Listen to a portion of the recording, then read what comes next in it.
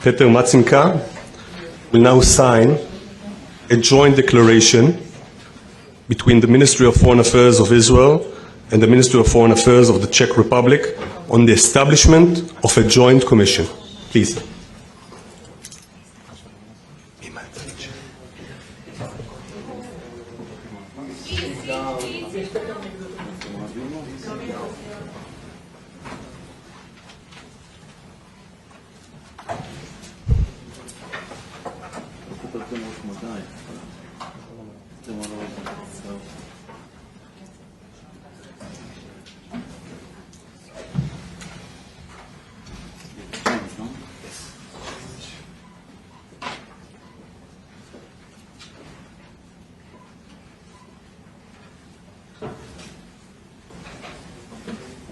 Thank you.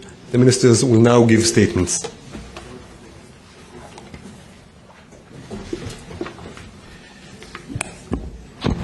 Ladies and gentlemen, it's an honor to welcome in Jerusalem my friend, Czech Deputy Prime Minister and Foreign Minister, Petr Macinka. Friendship between our nations is deep and long-standing. For centuries, Prague was a center of Jewish life and learning with great Jewish figures, such as the Maharal of Prague. Today, it's one of the most popular destinations for Israeli tourists. In 2025, 250,000 Israelis visited the Czech Republic, an increase of 65%. Israelis and Jews feel safe and welcome in the Czech Republic because we know you are friends. We read Kafka and Kundera. We admire the incredible Czech nation's achievements in culture, literature, and science. We appreciate your historic friendship. In 1947, Czechoslovakia voted at the UN in favor of Israel's establishment. When Arab states invaded the young state of Israel in 1948, Czechoslovakia stood by our side. I want to give you something, Minister. Know what it is? It's a Spitfire. It's a Spitfire. You can follow that. That was very important back to 1948. That's yours.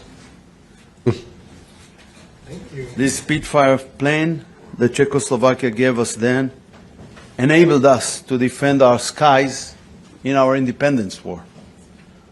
As you can see, Minister, our Air Force has come a long way since then. Since our independence, and especially after the restoration of Czech democracy, our relations have been warm and close. Under Prime Minister Babiš, the Czech Republic is one of Israel's greatest friends and allies in the world. I believe, dear Peter, that I was the first minister from outside Europe to visit Prague after your government was sworn in. Today, Minister, we are taking our partnership a step further. I am happy to announce the formation of a joint commission between Israel and the Czech Republic. Minister Macinka and myself will personally chair it. Our joint goal will be to strengthen economic ties between our countries.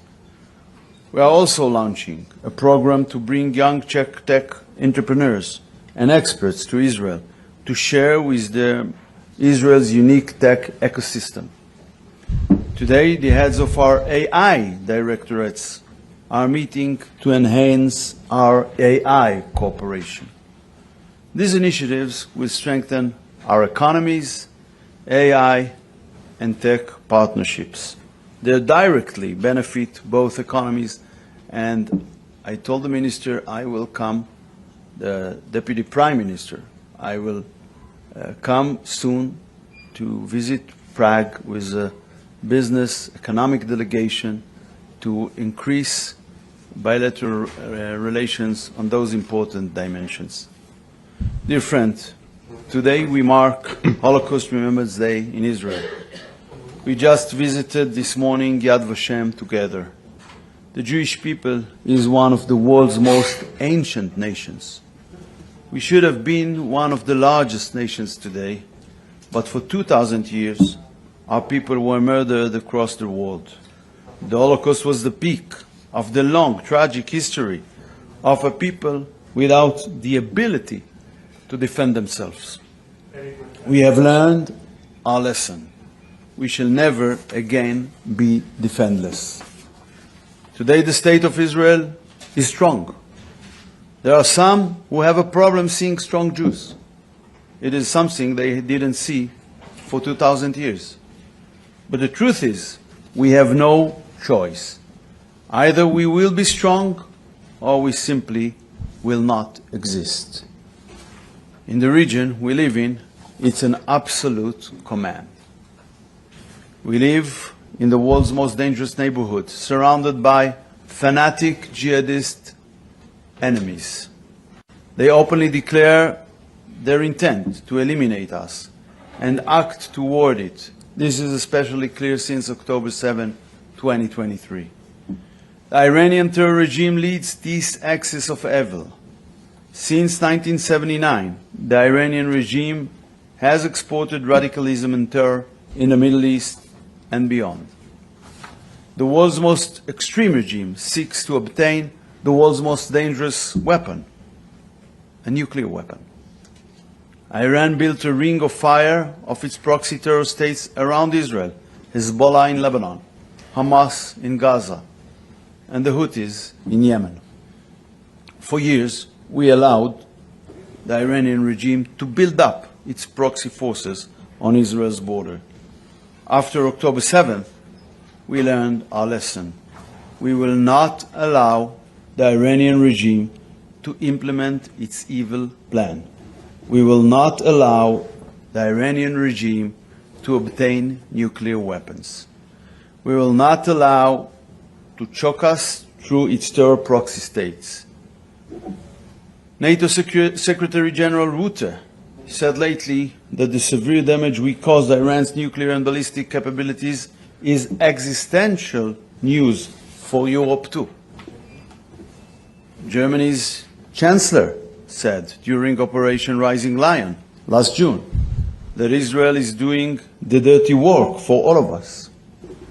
Despite a few clear voices, European countries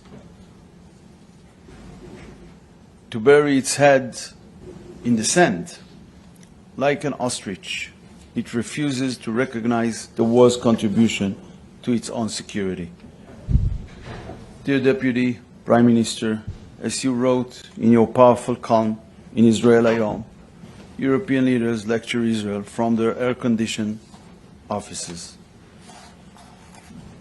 The regime's ballistic missile strike on Diego Garcia base 4,000 kilometers away from Iran showed the Iranians' missiles threaten all of Europe too.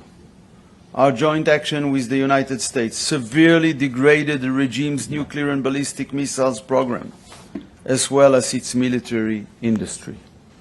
We will continue to stand guard. We will never allow Iran to obtain nuclear weapons.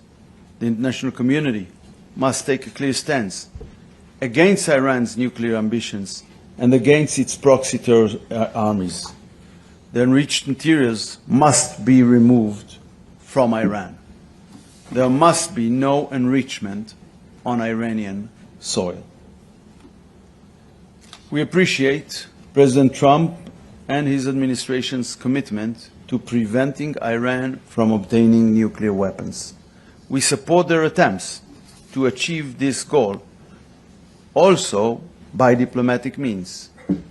The diplomatic path was tried many times. Just recently, in June 20, or before our operation on June 2025, before the European E3 initiated the snapback, before the last attack on February 28th, and last weekend in Islamabad. The stubbornness of the radical Iranian regime remains unchanged. We hope it will be changed, but until now, it is unchanged. It has not abandoned its ambition of achieving nuclear weapons. It mistakenly believes that a nuclear weapon will guarantee its own survival as a terror regime that butchers its own people and threatens the entire region. The Israeli and American readiness to use military force now and last June ensured the world's security. It was an act of leadership based on a principle: Iran can never obtain nuclear weapon.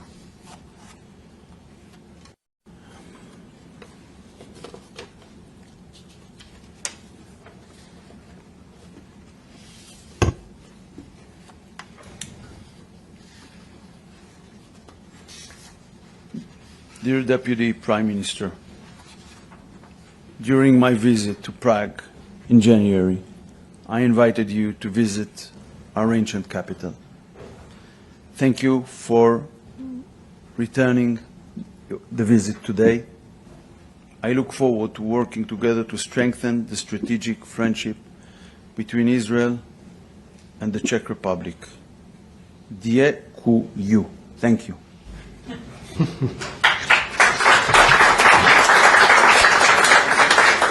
Thank you, Foreign Minister. Deputy Prime Minister, please. So thank you very much, Gid'on.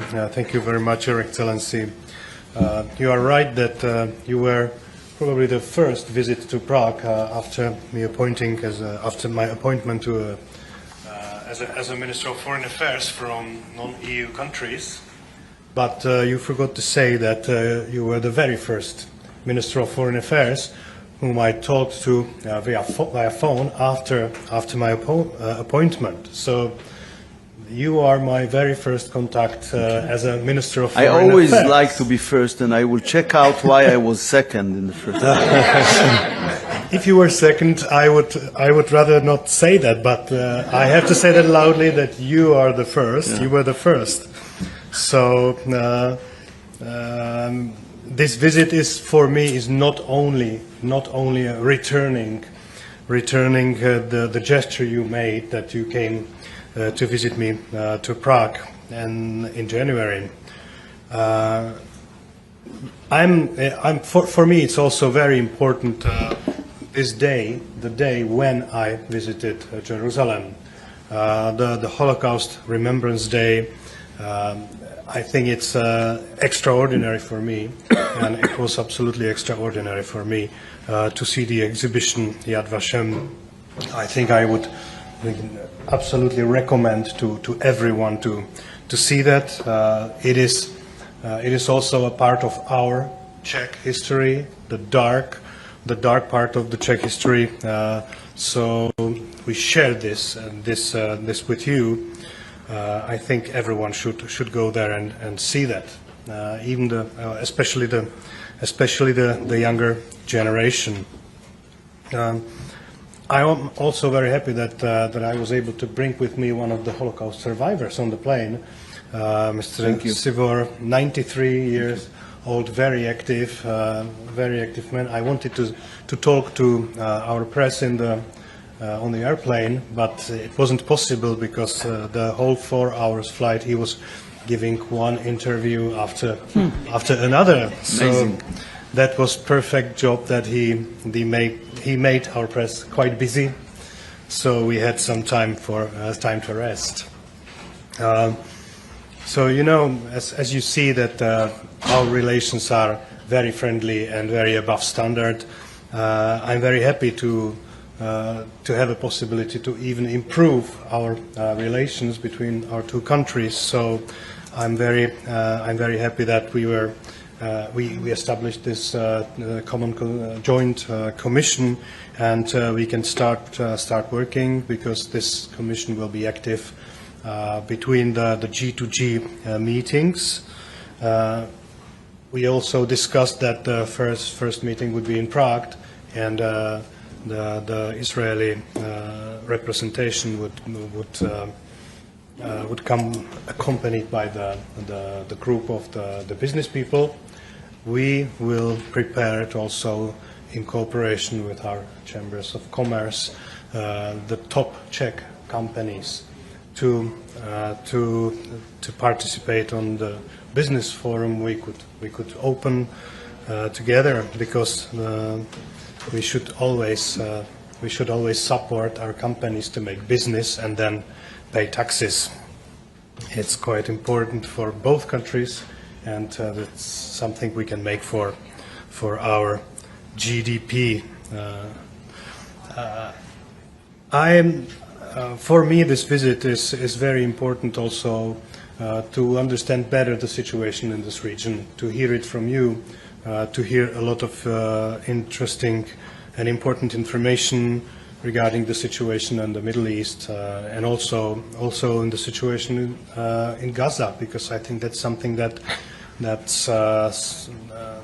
the Gaza activity is in the shadow of the conflict with Iran. So, but it's also important. So I'm very happy that we had an opportunity to discuss not only the situation with Hezbollah and Hamas, but also not only with Hezbollah and Iran, but also with Hamas and Gaza. We also discussed shortly our positions in the European Union, which is also quite complicated place for Israel. In some respects, it is a complicated place also for the Czech Republic. So I think we share some common positions, and not only in European Union, but also in the United Nations. So I think it was very fruitful discussion, and I'm looking forward to welcome you in Prague. Thank you. On our first commission meeting. So thank you very much. That will happen very soon. Thank you. The ministers will now take a few questions. Yes, please. Hello, my name is Jakub Bříha, CNN Prima News. I would like to ask you, Minister Sár, from what you said, it's clear that there's intent... Can you say who you represent? Jakub Bříha, CNN Prima News. Sorry, Jakub Bříha, CNN Prima News. From what you said, it's clear that there's intent to cooperate financially. I'm interested if Israel is thinking about maybe moving some production of military equipment or weapons into Czech Republic anytime soon, if we can see that happening. It's a good idea.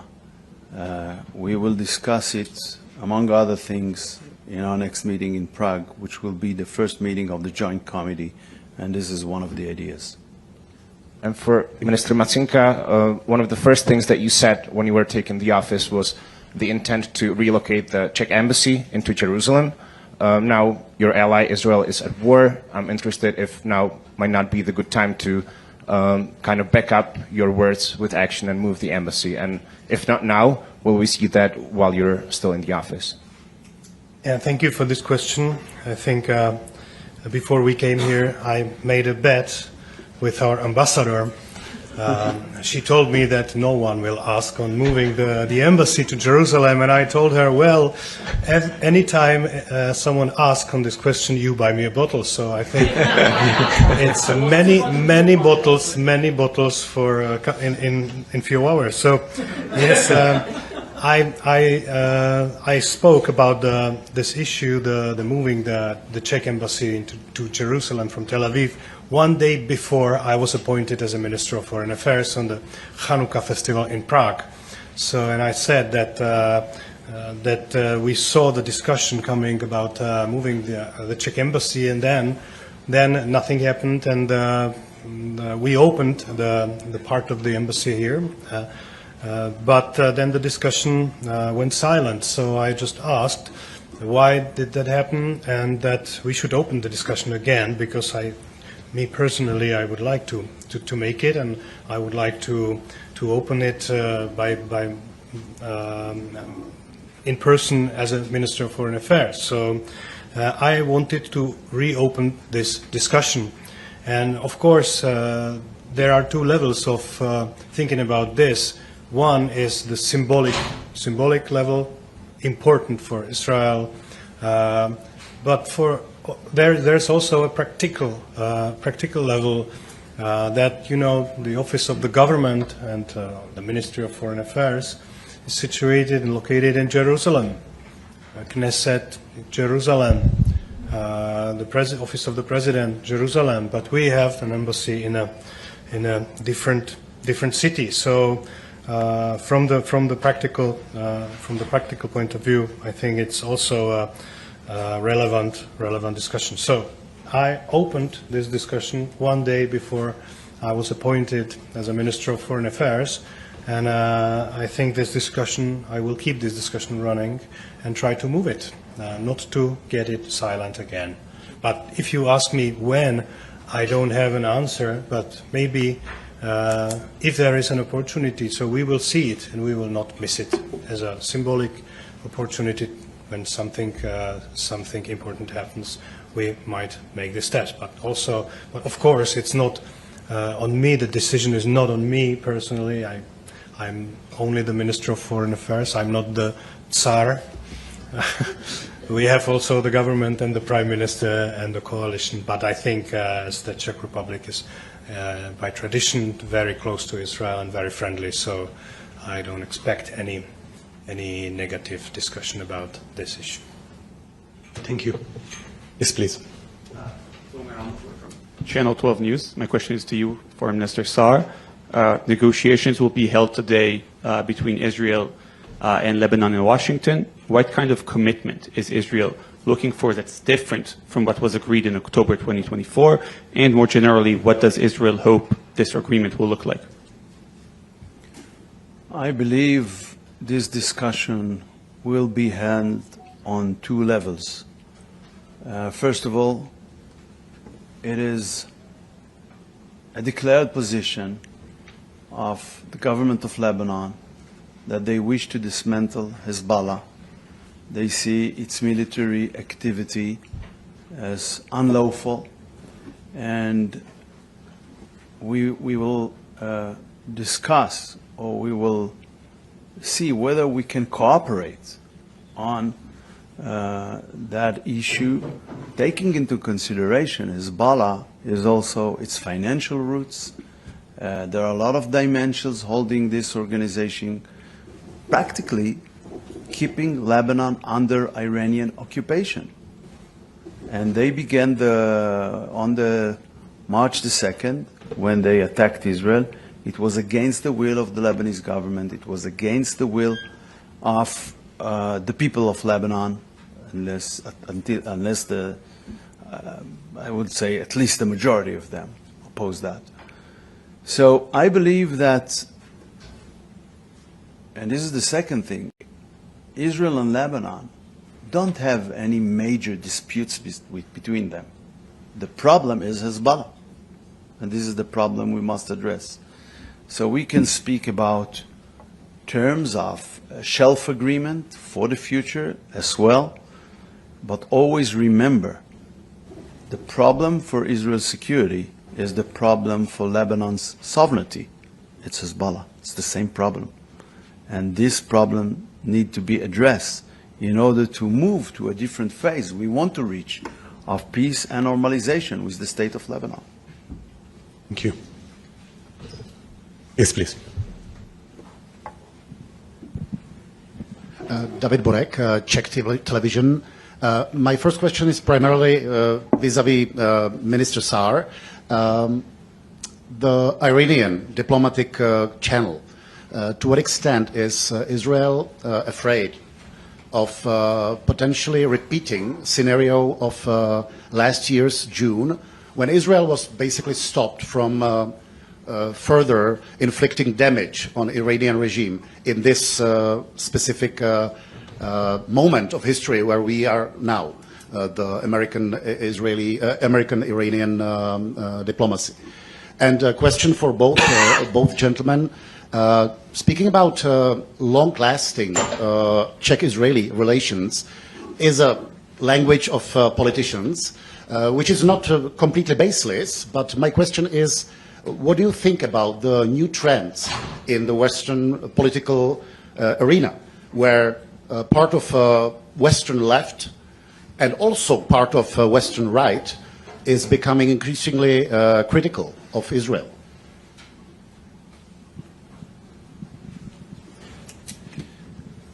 With regard to your first question, I believe there is a strong commitment of President Trump and his administration to prevent Iran from reaching nuclear weapon. This is the goal, and the position in order to achieve this goal is to take out the enriched materials outside from Iran and to have zero enrichment on the soil of Iran. I think the American negotiating team that worked in Islamabad a few days ago brought these positions. Unfortunately, the Iranian regime representatives were again stubborn on this very issue, and this is why this round was not successful. So we believe there is a strong American commitment as much as it is a strong Israeli commitment. Both parties demonstrated that by actions, not by words, by deeds.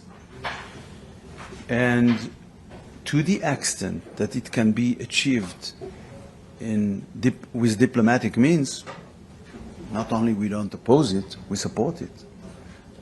But it's very important to understand here the United States in the negotiations, Israel and the US in the military operation, they are representing an interest of the international community as a whole that the other parts of the international community is not ready to fight for, but it's their interest as well.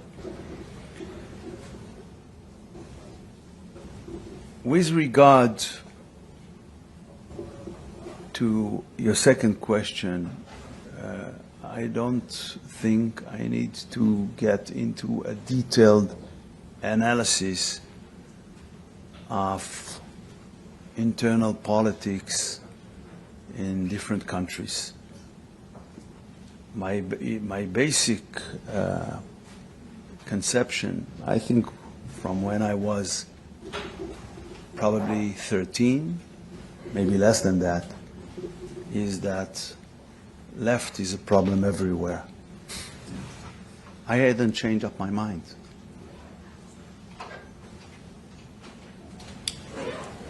Please. I made a note when you said the left is a problem everywhere. I fully agree. As a chairman of the right-wing party, the problem, it is not any empty or empty saying that there is a long-term friendship.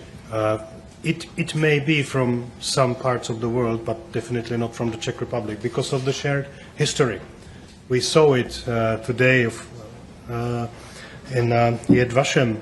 That's Yad Vashem. It's something that we remember, something that we feel, and something that if there is any country who that didn't come through such an experience, that then they cannot realize the tie between our two countries. The second problem is that the European left, the European progressive left, who are the progressive leftists who just think that they are here for exporting the morality, exporting the so-called liberal democracy.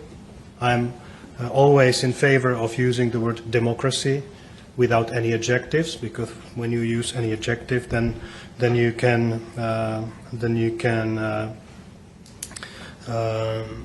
damage, or you can damage the democracy itself. Not to make any analysis on what liberal democracy means. So if there is someone, Israel is a civilized country surrounded by uncivilized And as I was writing about those air-conditioned offices, so that's the problem. That's the problem. They don't know what Israel is facing. They don't understand that. They, as I used a small joke today, that these people are, as they come to the cannibal village of the cannibals, and they say, "We love you because we feel the human rights." And the cannibals, they say, "Well, we love you too. Bon appetit." So this is something that they are judging Israel because they are trying to look at Israel with their liberal, democratic, human rightist eyes, and they want Israel to behave as those naive people who come to the cannibal village. But if you behave like that, you wouldn't exist. So I understand that, and we understand that. We understand that. The Czech Republic understands that. We understood that all the time, every time, all the time. So maybe this is the reason, but I don't want to make any deeper analysis of our relations. I hope you understand. Thank you, Deputy Prime Minister, but with your permission, I would like to add something. It's not that these people use the same standards to judge human rights conditions in the Middle East as a whole, in neighboring countries. They have, I would not say even double standards. It's much worse than that when they are dealing with our state. And they also portrayed a fake picture of history, because they portrayed Israel as a colonial project, while we are the indigenous people of this land. That will be shown very clearly to the Deputy Prime Minister in our next station today, which will be the Western Wall.